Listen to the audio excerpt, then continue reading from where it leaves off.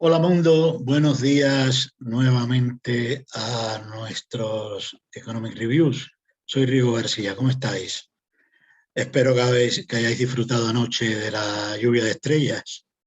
Eh, Aquí se vio bastante bien, honestamente, es un espectáculo bonito e interesante, aunque nada tiene que ver con la economía, pero cuando otras cosas, por los precios y la situación actual, no nos son asequibles, ver una lluvia de estrellas es algo que realmente relaja. Yendo al tema, no puedo dejar de referirme de nuevo y ahondar en la situación del coste de la electricidad y lo que está significando para todos nuestros hogares.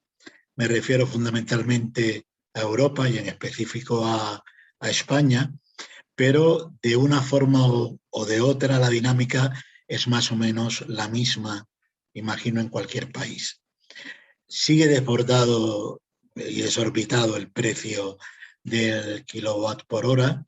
Lleva días, ya 5 días subiendo sucesivamente hasta niveles impensables. Ya supera 3 veces al mismo precio del año anterior. ¿Y esto a dónde vamos? ¿Qué pasa? Yo he hablado un poco en mis conversaciones anteriores de temas generales. Quiero profundizar un poquito en algunos de ellos. ¿Cómo se fija el precio de la electricidad? Obviamente, como en todo mercado, hay empresas consumidoras y empresas proveedoras.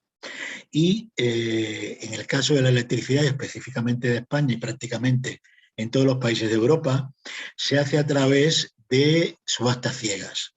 ¿Qué quiere decir? Que el que necesita electricidad, pues dice lo que quiere o propone lo que quiere consumir y al precio que podría llegar, y el que provee, pues dice al precio que podría venderla, al que podría llegar a venderla y la cantidad que tiene disponible en el mercado. Y de esa relación entre lo que pueden ofertar y pueden pagar, sale un precio que es el que fija diariamente para el día siguiente el precio de la electricidad.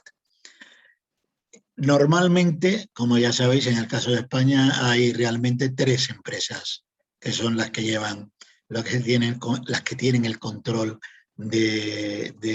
tanto de la provisión de la electricidad, y son casi unas 300 las que facturan electricidad. Pero realmente el mercado lo manejan estas 3 empresas. No obstante, ya lo he dicho, no viene de ellos el tema de la fijación ficticia, quiero decir, del precio. El precio es un precio real que sale por muchos factores. Como ya os dije, en primer lugar, el tema del gas, el consumo de gas. El frío que hizo en este invierno pasado fue un frío descomunal. Y muchos países, como es el caso de China, que también lo mencioné en alguna ocasión, pues se han visto obligadas a proveer el gas que necesitan para que su industria funcione en este próximo verano-invierno. De ahí empiezan a subir estos precios porque la subida de la demanda es enorme. Claro, eh, esto es, este coste es aproximadamente el 50% de la factura. No nos podemos llamar engaño. Hay otro 50% que conforman otros temas, pues tasas varias, tasas para el crecimiento, por ejemplo, de otras fuentes de electricidad, como es la electricidad, las fuentes renovables, aire, agua, las hidroeléctricas, también las compañías que funcionan con energía nuclear, etcétera. Ahora bien, aparte de eso, entra lo que ya mencioné, el impuesto que se paga por la emisión de dióxido de carbono a la atmósfera, más otros impuestos que pagan directamente las empresas proveedoras, las eléctricas, un 7% aproximadamente, más otro impuesto más sobre el combustible que impone el gobierno y que se cobra, creo que es un 5, lo tengo anotado en algún sitio, un 5,11 exactamente por ciento. Claro, el gobierno en un momento determinado, la primavera pasada, hizo un descuento del IVA. Si el IVA era de un 21, bajó el IVA a un 10. Pero ese IVA tenía que ver con el valor real de la electricidad, no con los otros impuestos. Dijo que también temporalmente le rebajaba el 7% que pagaban las empresas eléctricas, pero el 5%, 5,11 que se mete en el bolsillo, el Estado no lo ha quitado. Y la subvención que contra este pago que hacemos los usuarios de electricidad se le da a otras fuentes renovables que son relativamente más económicas, como ya dije, que son las hidráulicas, el viento, las nucleares. Eso también está ahí y sigue funcionando. Nos damos cuenta que este es un fenómeno que está ocurriendo, como ya he dicho, en toda Europa. Lo que aquí en España todavía es muchísimo más importante ese crecimiento. Y no tiene nada que ver incluso el tema de la nacionalización, porque si hablamos de la nacionalización, prácticamente la electricidad en Francia está controlada por una empresa estatal, es la mayoritaria en la empresa proveedora de energía en Francia. La carencia del gas sigue ahí y va a seguir. No se avisa que estas subidas enormes del coste de la electricidad disminuyan hasta por lo menos la primavera próxima. Quiere decir, cuando se tengan que volver a regular las cantidades de gas que los países van a contratar para futuros. Fundamentalmente ahí están los países asiáticos y los países europeos, que vivimos con los gasoductos que nos traen el gas desde Rusia, o en el caso de España, que nos viene desde Argelia. El tema del COVID, mucha gente dijo, no, que el COVID, la crisis, no es el COVID lo que tiene que ver con este tema de la electricidad. Es exactamente lo que yo les acabo de explicar. Pues claro, en el tema político debemos saber siempre que la economía es la base de todas las políticas, no es al revés, no es la política la base de las economías. Los sistemas políticos se establecen, se mueven y se controlan a través de las a través de la economía, de las fluctuaciones y del movimiento de la economía. Y la economía establece o beneficia el establecimiento de algunos gobiernos y derriba a otros. La economía y no más que la economía. Pero sabiendo eso, pues claro, la política pues trata de jugar su papel. Como ya dije, el gobierno disminuyó el IVA en primavera. Todo el descuento que el IVA significó en la factura de la luz, quizás en el mes de junio, algo en el mes de julio, ya se lo ha tragado completamente esta subida. O sea que ya esa compensación por disminución del IVA ya no juega ningún papel. Seguimos subiendo y lo del IVA ya no vale para nada. Pues algunas tendencias o algunos partidos políticos piden que se quiten todos los impuestos, que el impuesto, por ejemplo, que las eléctricas pagan, que el 7% lo dejen de pagar, que el 5,11% que pagan los usuarios también, incluso que esto se lleve a presupuestos, que se haga una partida para que con la partida de los presupuestos se compensen ese 5%, y todas esas cosas podrían ayudar. Lo que hay que tener claro es que ideas por aquí, ideas por allá, ideas separadas, no juegan ningún papel. Hay que tomar una decisión y una política real, seria, objetiva y general.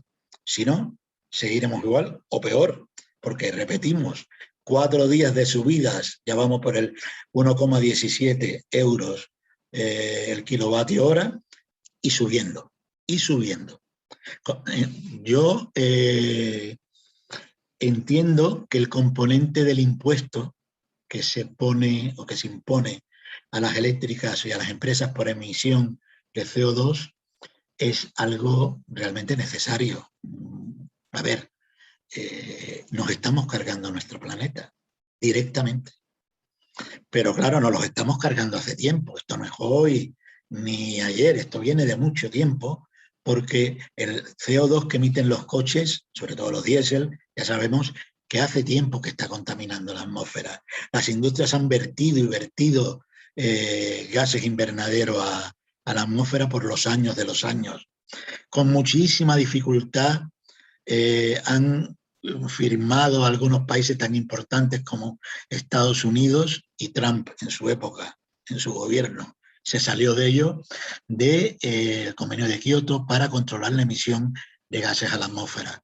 Con lo cual no es tampoco tan sencillo y ese fenómeno sigue y crece a medida que la industria crece. Ya hablé en un momento que vamos por los coches eléctricos, pero siguen siendo carísimos. El fabricar los coches eléctricos también emite, esas fábricas emiten CO2 a la atmósfera.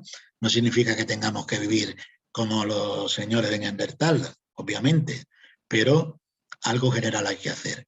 Y algo general, y me voy saliendo de electricidad y hablando del cambio climático, porque lo que está ocurriendo sobre todo, por ejemplo, en el caso del clima, el invierno pasado fue muy severo, e implicó que el gasto de gas para la calefacción fuera muy superior a la media de años anteriores. Ya eso influyó en la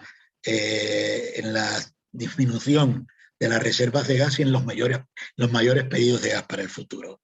Eso implica automáticamente una subida del precio. Pero es que ahora estamos viendo el tema de los incendios. Turquía prácticamente ha quedado destruida. Una isla de Italia, de Grecia, quería decir, ha quedado también prácticamente destruida por estos incendios. Italia, otro tanto de lo mismo. En España ya empieza ahora y tenemos una ola de calor insoportable, una ola de calor que ya nos está manteniendo temperaturas entre 40 y 45 grados en muchos sitios y también subiendo esa temperatura. ¿Cómo compensamos eso? Ventiladores, aires acondicionados. ¿Y cómo te refrescas con esos ventiladores y con aire acondicionado? Consumiendo electricidad. Con lo cual, que tampoco se llame engaño ningún consumidor con aquello de que igual pues yo tengo una tarifa plana o yo tengo una tarifa acordada con la eléctrica para pagar más o menos a tal horario, o a mí me la van subiendo como la inflación, que pago una fija todos los meses y el año que viene pues un poco más para compensar lo que dejé de pagar. Todo eso es pan para hoy y hambre para mañana, porque los costes de la electricidad seguirán subiendo, los vertidos a la atmósfera siguen creciendo y el planeta nos los estamos cargando. Y ahí están estos incendios, aquí están estas olas de calor, y es un círculo vicioso. Si emito más, implica más cambios bruscos de temperatura, mucha bajada de la temperatura en invierno y mucha subida en verano, y en ambos casos más consumo y más vertido de CO2, y es la pescadilla que se muerde la cola. Gurú no soy, no estoy sentado aquí para explicarle a ningún gobierno o a ninguna compañía eléctrica qué debe hacer. Lo que está claro que nosotros, los consumidores, nosotros lo pagamos, porque todo lo que le crece al gobierno o a la empresa eléctrica nos lo repercuten al usuario y nosotros los terminamos pagando. Y a nosotros no nos suben los salarios acorde con la subida de los precios, de la subida del índice de precios al consumo, ni mucho menos, a la subida del IPC, ni nos suben tampoco los salarios hoy por hoy acorde con la subida de la inflación. Eso ocurría antes, pero de pronto dejó de ocurrir. Ya sabéis todos que las pensiones no juegan tampoco, no se suben acorde con la subida de la inflación. Ahora se está discutiendo si igual eso ocurre, pero eso significa otro gasto enorme para los gobiernos, sobre todo el gobierno español, que tiene una masa de población mayor de edad adulta muy importante con respecto a la masa joven. Esa masa joven prácticamente tiene trabajos precarios, aporta muy poco a la seguridad social y no compensa los fondos que necesitamos para las pensiones, con lo cual hay que ir sacando de aquí y de allá dinero para pagar esas pensiones. Y la subida automática de la pensión respecto a la inflación, eso no estaba ya ocurriendo, igual volvemos a ello el año que viene. Habrá que ver. Y habrá que ver si los salarios también van a seguir subiendo acorde con la subida de la inflación, porque aquí, o por una crisis, o por el COVID, o por la masa enorme de jóvenes sin trabajo, pues siempre la demanda de trabajo, sí, la demanda de trabajo siempre está muy por encima de la oferta. Y eso hace que los salarios pues, se mantengan a ese nivel precario, a ese nivel bajo, a un nivel con el cual ahoga vivir. Yo considero a los mileuristas que tienen que vivir de esa manera en ciudades como Madrid, donde ya sabemos que un alquiler puede estar de un piso regular y en zonas nada especial, en 600, 700 y 800 euros, y estoy hablando de pisos pequeños. En fin, nuestra economía va así. Yo prometo siempre hablar de la inflación, voy dando pinceladas, pero no centro ese tema, prometo que lo haré próximamente, pero todo lo que estoy diciendo os ayuda a entender esto tal como es. Y vuelvo a lo de siempre. No nos podemos fiar de que el dinero en el banco me va a asegurar esto. Porque si lo que hoy me cuesta 100 y yo meto 100 euros en el banco, mañana me cuesta 150, en el banco ese dinero no crece. Con lo cual me faltarán mañana esos 50 euros. Si yo pongo un plan de pensiones que crece, si crece un 1 o 2% al año, como me dijo un familiar, uy, si mi plan de pensiones es una maravilla, si yo tengo un 1% de crecimiento anual, madre mía, que es un 1%, con eso que vas a pagar los cafés de la jubilación, uno a la semana. Entonces, pensar siempre en las vías de ahorro que le permitan tener dinero para poder aceptar, para poder afrontar todo lo que les venga encima, incluso en épocas de vacas flacas como son estas épocas en las que estamos viviendo. Ayudar al mejoramiento del clima y evitar la contaminación de la manera que podamos, luchar honestamente por ser previsores y, repito, pensaros en vuestros planes de ahorros individuales, pensaros cómo invertir el dinero en sitios en que realmente se gane dinero, buscaros un buen asesor, hacerlo porque debajo del colchón tampoco da ganancias, como no lo del banco tampoco lo da el colchón. Y eso es lo que tenía que comentaros por el día de hoy. Hablaremos un poco en la semana próxima de los temas de cómo está la economía, el crecimiento y demás. Por cierto, que estuve hablando un poco de Vietnam la semana pasada y me dijo alguna de los seguidores, oye, ¿y por qué no te haces un monográfico de Vietnam y nos explicas un poco, no, el tema turístico o lo bien que se come, dónde hay que ir, sino cómo está su economía, dónde se puede invertir en Vietnam, qué se puede hacer allí desde el punto de vista comercial y económico? Y prometo hacerlo. Eso lo voy a hacer también muy pronto. Y como le he dado la vuelta al mundo unas 3 veces, como ya os he dicho, lo voy a hacer de varios países. De las personas que están pensando en cómo desarrollar su economía, recordad que a pesar del COVID y a pesar de estar todos en nuestras casas, no, en ningún caso no disminuyó la globalización de la economía mundial. Por lo tanto, hay siempre que pensar dónde vender fuera de España, dónde exportar y dónde tenemos la posibilidad de ingresar y de tener lugares para que nuestras inversiones también en el plano empresarial crezcan y nos den beneficios. Vietnam es un buen país para eso y os contaré por qué. Pues un placer haber estado con vosotros, que tengáis un buen día y que entre col y col pues disfrutéis de la lechuguita del verano, que el calor, para los que podáis, llama a la playa o a la piscina. Y hay también que refrescarse. Hace mucho calor, mucho calor. Buenas tardes a todos y hasta la próxima con Rigo García. Adiós.